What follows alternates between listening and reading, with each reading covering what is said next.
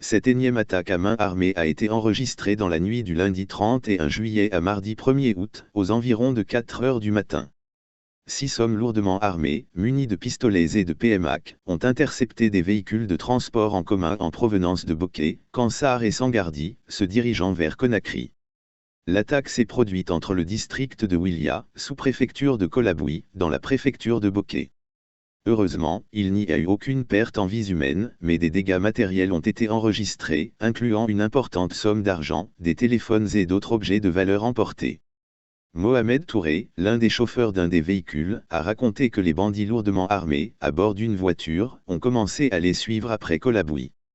N'ayant pas réalisé qu'il s'agissait de bandits, ils se sont fait attaquer dans le district de Wilia, sous-préfecture de Kolaboui.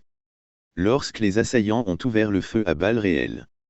Les assaillants ont emporté de l'argent des passagers ainsi que leurs téléphones et d'autres objets de valeur.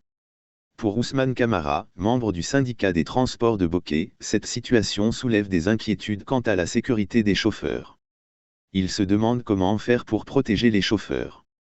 Car, sur l'axe Bofa-Dubreka, on y enregistre tous les 2 jours des attaques perpétrées par des coupeurs. Malheureusement, il est difficile de faire quoi que ce soit. Ce qui nous reste à faire, c'est de dire aux conducteurs de ne plus circuler la nuit. Et même cela n'est pas une garantie en soi. Parce qu'il aussi d'autres bandits attaquent en plein jour. Il est à noter que 2 autres cas d'attaque de coupeurs de route ont été signalés, durant ces 2 derniers jours, sur la route nationale numéro 3 entre Bokeh et Conakry.